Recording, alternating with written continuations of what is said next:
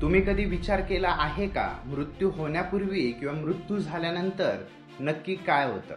तर आज मी तुम्हाला अशा 2 गोष्टी सांगणार आहे ज्या आपल्याला कुठे ना कुठे समजायला मदत करतील की खरंच काय होतं.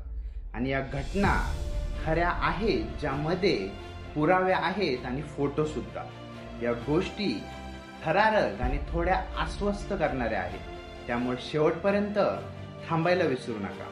पण आजच्या स्टोरी सुरू करण्यापूर्वी जर तुम्हाला विचित्र, भयानक आणि रहस्यमय सत्य घटना स्टोरी रूपात पाहायला आवडतात तर आमच्या चॅनलला सबस्क्राईब करायला विसरू नका. चला तर मग सुरू करूया आजची स्टोरी. 27 डिसेंबर 1984च्या संध्याकाळी 16 वर्षाचा जॉन आपल्या मित्राच्या जीपमध्ये पुढच्या सीटवरती बसलेला होता. ते दोघं अमेरिका राज्यामधल्या मिनिसोटा शहरामधल्या एका रस्त्यावरून चालले होते. जॉनचा जवळचा मित्र ही गाडी चालवत होता आणि गाडीमध्येच मागच्या सीटवरती त्यांच्या शाळेमधले अजून 2 मित्र बसले होते. आज सगळे मित्र खुश होते, गप्पा मारत होते, हसत होते. बाहेर पाऊस पण पडत होता, पण त्या रात्री नेहमीपेक्षा जरा जास्तच अंधार होता. पण गाडीमध्ये कुणालाच या गोष्टीचं काहीच वाटत नव्हतं. ते भरपूर खुश होते. त्याचं कारण म्हणजे त्या रात्री जॉन आणि त्याचे 3 मित्र एक लाईव्ह कॉन्सर्ट बघायला निघाले होते, मेगास्टार म्युझिशियन प्रिन्सचं. त्या काळी संगीत क्षेत्रामध्ये प्रिन्स हे प्रचंड मोठं नाव होतं. कोणालाही त्याचा कॉन्सर्ट बघायला मिळाला असता तर तो उड्या मारून गेला असता. जॉन आणि त्याच्या मित्रांसाठी हा कॉन्सर्ट अजून खास होता.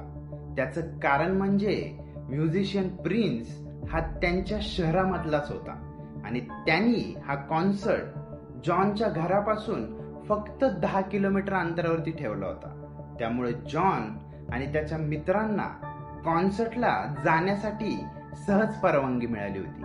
ह्या वयामध्ये जॉन किंवा असे भरपूर तरुण आयुष्यामध्ये प्रिन्स सारखा रॉकस्टार होण्याचं स्वप्न बघत असतात. आणि आपल्या शहरामध्ये राहणारा व्यक्ती जर जगभरात नाव कमवत असेल तर अशी व्यक्ती प्रत्येकासाठी प्रेरणा असते, हे नक्कीच खरं आहे.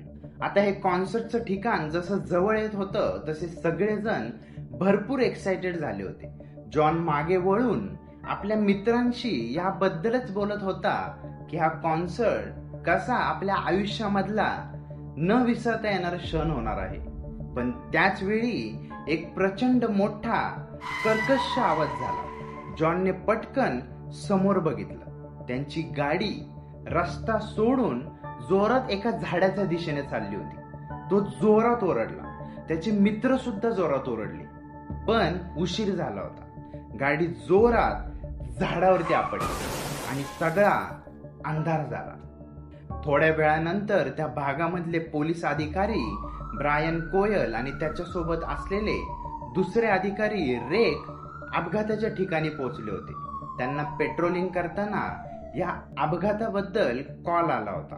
हा कॉल जॉन किंवा त्याच्या मित्रांकडून केला गेला नव्हता, त्यामुळे त्यांना या ठिकाणी काय पाहायला मिळेल याची कल्पना नक्कीच नव्हती. भरपूर काळोख, पाऊस आणि कमी दिसत असलेल्या रस्त्यावरतून अपघाताच्या ठिकाणी पोहोचल्यानंतर पोलिसांनी पाहिलं 3 तरुण मुलं गाडी बाहेर उभी होती. ती घाबरलेली दिसत होती.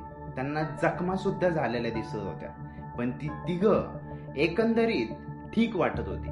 त्यामुळे पोलिसांना नक्कीच वाटलं की सगळं व्यवस्थित आहे. गाडीमधून उतरल्यानंतर कोयलचा साथीदार असलेले रेक अपघात झालेल्या जीपकडे गेले आणि पोलीस अधिकारी कोयल बाहेर उभा असलेल्या मुलांजवळ गेले. त्या 3 एक तरुण रडून सांगत होता की मी जोरात गाडी चालवत होतो. टर्न घेताना पावसाच्या पाण्यावरतून गाडीची चाकं घसरली.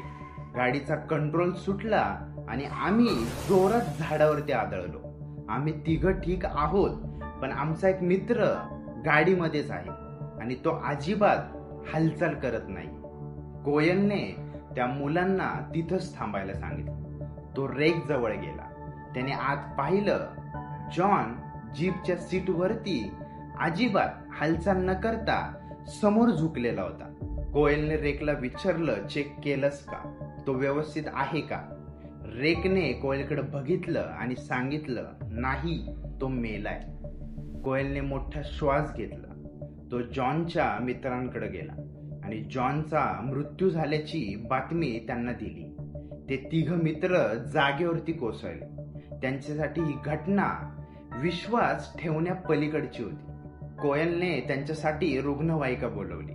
जॉनचं शरीर जीपमधून बाहेर काढलं गेलं. त्यानंतर कोयल आणि त्याचा साथीदार अपघाताचा पंचनामा करण्यासाठी फोटो काढायला सुरू झाले, जी की एक नियमित प्रक्रिया असते.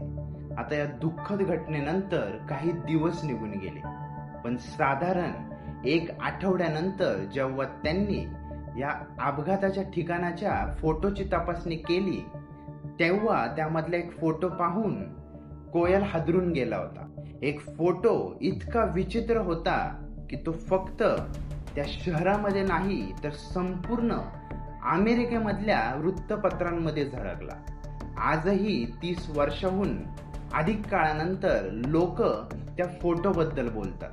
त्या फोटोमध्ये जीपच्या दरवाजावरती एक प्रकाशाचा झोत दिसतो, पण बारकाईने बघितल्यानंतर असं दिसतं की तो झोत म्हणजे प्रकाश नाही, तर जॉन बुलवियरचा चेहरा आहे. 16 वर्षाचा तोच मुलगा ज्याचा अपघातात मृत्यू झाला होता.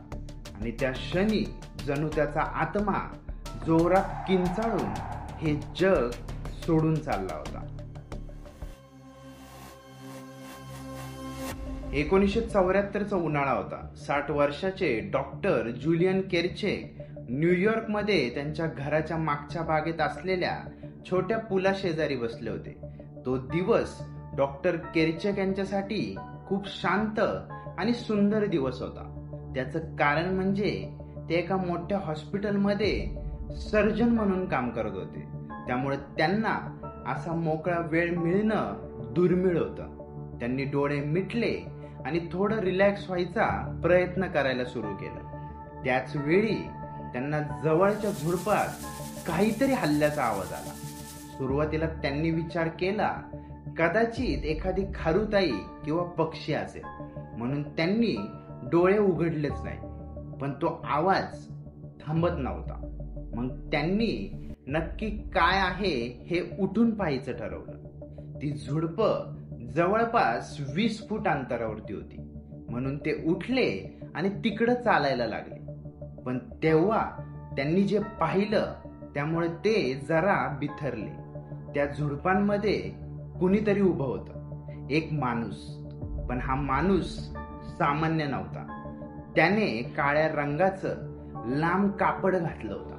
त्या कापडाने त्या माणसाचं संपूर्ण शरीर झाकलेलं होतं. त्याचा चेहरा सुद्धा त्या कापडानेच झाकलेला होता. ते सांगतात, एखादी काळीकुट्ट सावलीच ते लांब कापड घालून त्यांच्या समोर उभी होती. डॉक्टर केरचेक गोंधळले होते. त्यांना काहीच समजत नव्हतं, काय करावं, ओरडावं की पळावं. ती समोर उभी असलेली काळी सावली त्यांच्याकडे पाहून आपला एक हात लांब पुढं करून डॉक्टरने इशारा करत होती, जणू ती म्हणत होती की माझ्या जवळ या. ते घाबरले. ते दृश्य अगदी मृत्यूचा देव यमराज समोर उभं राहिल्यासारखं होतं. त्यांना असं वाटलं की यमराज त्यांना सांगत आहे, चल, तुझा वेळ झाला आहे. ते भीतीने थरथरत होते. त्यांनी एक क्षण डोळे मिटले आणि जेव्हा परत उघडले, तो माणूस गायब झाला होता. पुढचे भरपूर दिवस डॉक्टर केरचेक त्या घटनेचा विचार करत राहिले. त्यांना वाटलं त्यांनी मृत्यूचं दर्शन घेतलंय.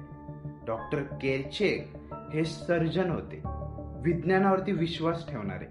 पण जे त्यांनी पाहिलं होतं ते इतकं जिवंत, इतकं खरंखुरं वाटत होतं की ते ती घटना विसरू शकत नव्हते. त्यांना हे घडलेलं कुणाला सांगायचं हे कळत नव्हतं. मी यमराज पाहिलाय हे जर मी कुणाला सांगितलं तर इतका शिकलेला माणूस हे काय बोलतोय म्हणून लोक त्यांनाच वेडा ठरवतील याची भीती त्यांना वाटत होती. ते दिवसेंदिवस बेचैन होत गेले. दिवसेंदिवस ही गोष्ट त्यांना मानसिक दृष्ट्या खचवत चालली होती आणि फक्त 2 महिन्यानंतरच ऑक्टोबर 1974 मध्ये डॉक्टर केरचेक अचानक आजारी पडले. त्यांना इतका ताप होता की जो काही केल्या जातच नव्हता. ते स्वतःच डॉक्टरांकडे गेले. तिथं त्यांना एक वाईट बातमी समजली. ती म्हणजे त्या दिवशी डॉक्टर केरचेक यांना असाध्य रक्ताच्या कर्करोगाचं निदान झालं होतं. ते हादरले, पण त्यांना या गोष्टीचं कितीही दुःख झालं असलं तरी त्यांच्या मनात एकच विचार होता, तो म्हणजे मृत्यू मला आधीच सांगायला आला होता. पुढे डॉक्टर केरचेक यांनी कुणाचाही विचार न करता एक सत्य संपूर्ण जगासमोर मांडलं. ते म्हणजे वैज्ञानिक दृष्ट्या जग कितीही पुढे गेलं तरी निसर्गामध्ये काही गोष्टी विज्ञानाच्या पलीकडे असतात. डॉक्टर केरचेक यांनी हे यमराज पाहिल्याचं सत्य वृत्तपत्रांमध्ये सांगितल्यानंतर थोड्याच दिवसांमध्ये डॉक्टर केरचेक यांचं निधन झालं. चला तर आजच्या पुरतं इतकंच होतं. या गोष्टी फक्त भीतीदायक नाहीयेत, तर आपल्याला विचार करायला लावणारे आहेत. या जगामध्ये जन्म झाल्यानंतर मृत्यू हा शाश्वत आहे. मृत्यू झाल्यानंतर किंवा होण्यापूर्वी खरंच काहीतरी होतं. कदाचित मृत्यू स्वतः येतो किंवा तो येऊन आत्मा घेऊन जातो. हे जग वैज्ञानिक दृष्ट्या कितीही पुढे निघून गेलं तरी काही प्रश्नांना उत्तर कधीच नसतात. जगामध्ये घडणाऱ्या अशा रहस्यमय सत्य घटना ऐकत राहण्यासाठी आमच्या चॅनलला सबस्क्राईब करायला विसरू नका. तुम्हाला पुन्हा बघण्याची इच्छा व्यक्त करतो आणि नक्कीच पुन्हा भेटू. धन्यवाद.